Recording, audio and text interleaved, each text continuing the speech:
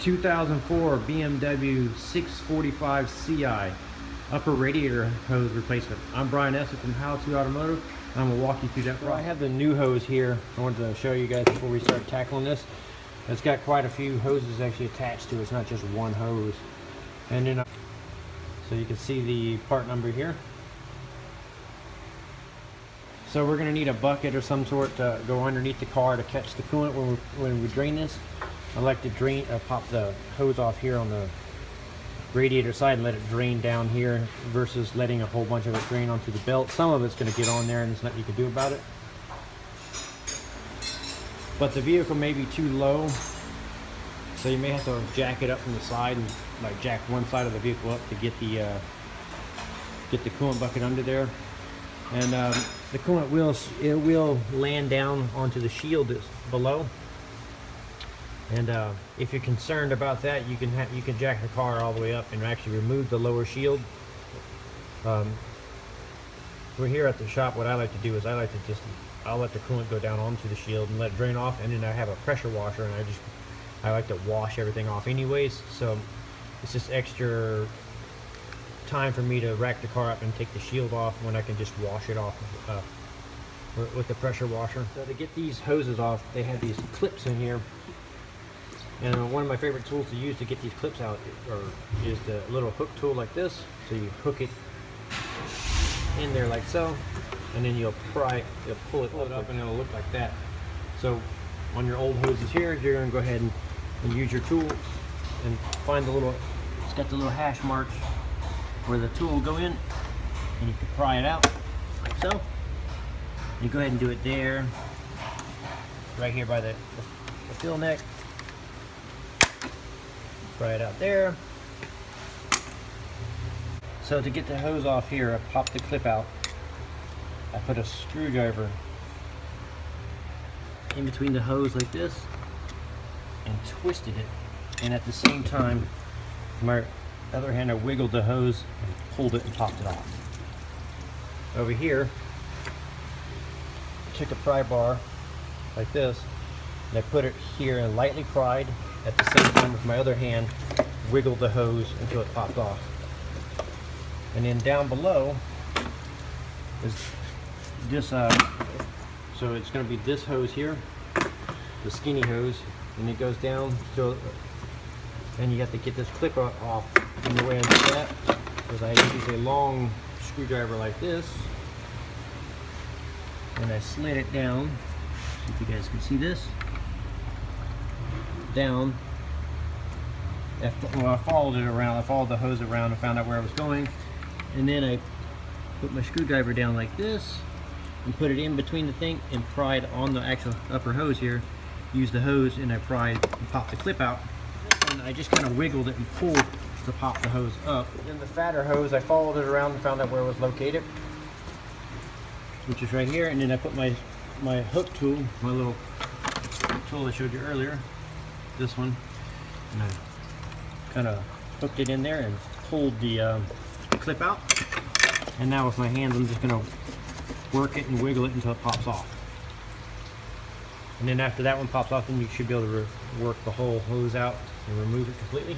After you get this bottom hose off the electric pump below, and then you should be able to just kind of, you also want to keep an eye out how it's routed through the kind of snake through the hoses here. So you want to try to reroute the hoses back the same way when you put it back in.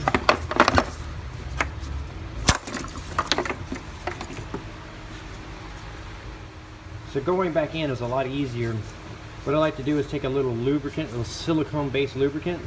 You can use like a little bit of silicone type grease or silicone type spray, and you put a little lubricant and you put it on the O-rings that are inside the hoses,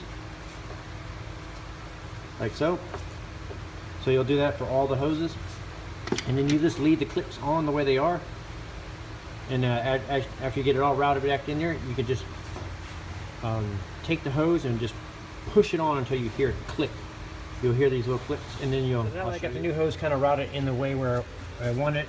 I'm gonna take this smaller end hose and I'm gonna put it on the nipple, and they have a little hash mark right here, and there's gonna be a little hash mark down below. You want that to line up. And then once you get that lined up, so you can see the hash mark on the upper hose here. So you'll get that to line up, and then what you do is once it's lined up, you just push until it clicks, like I just did, and you pull, and make sure it doesn't pop back off. And then you're going to take the next one, make sure it's routed the way you like it through the hose, and you can go ahead and line up the hash mark on the one that goes to the pump, the electric pump here. And once you get it there, you just push it on until it clicks. So you'll just keep repeating that. So you'll line up the hash marks here, you push them on until it clicks. It may take a little bit of pressure, and also if it's cocked in any way, left or right, it's really tough for them to go on. So you want them to be straight as possible as you push them on. And then the key is to double check and triple check, and like pull on, give these hoses a good tug to make sure they're not going to pop back off. And once you get all of them clipped back on, you're probably going to have a little loom holders like this, or hose holders. Go ahead and put those back on. This one went on the bottom hose here, and it held the hose here. Now that you got your hose all secure, we need to fill it back up with coolant. We're going to use the BMW. It's a blue colored coolant. So on the bottle here, it tells us how to fill it up. So we're going to do it cold. And so what we're going to do is we're going to fill this cup with coolant until what I like to do is just pretty much fill it all the way up until it's full, and then we're going to remove some coolant. If it's too full, what happens is this is called an expansion tank, and it'll build up pressure and it'll actually pop something in the cooling system, either the bottle or one of the hoses or the radiator itself. So it's critical to get this at proper level. And also, this particular model is a self-bleeding, but if it's not a self-bleeding one, it'll have a little bleeder screw on the bottle. And you have to remove the screw and fill it up with coolant until all the bubbles come out. Then you put the screw back in, and then you adjust, like pretty much the same as here. You adjust the level by removing some of the coolant. And one of the easiest ways to do that is like with a little turkey baster, where you can suck some out. So you can fill it up with coolant until it's completely full and all the bubbles stop coming out. And then like I said, we're gonna suck some of this coolant out until this bobber floats down. And actually, they want it to, the bobber is like with this little bubble here is going to be level with the neck. So go ahead and remove some coolant. So I'm going to use my little sucker here and remove the coolant out until the bobber floats down.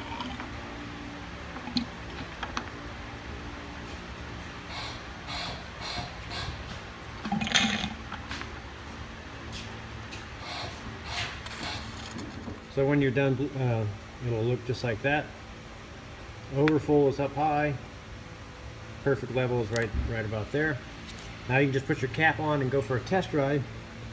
And then when you get back, I let it cool back down completely.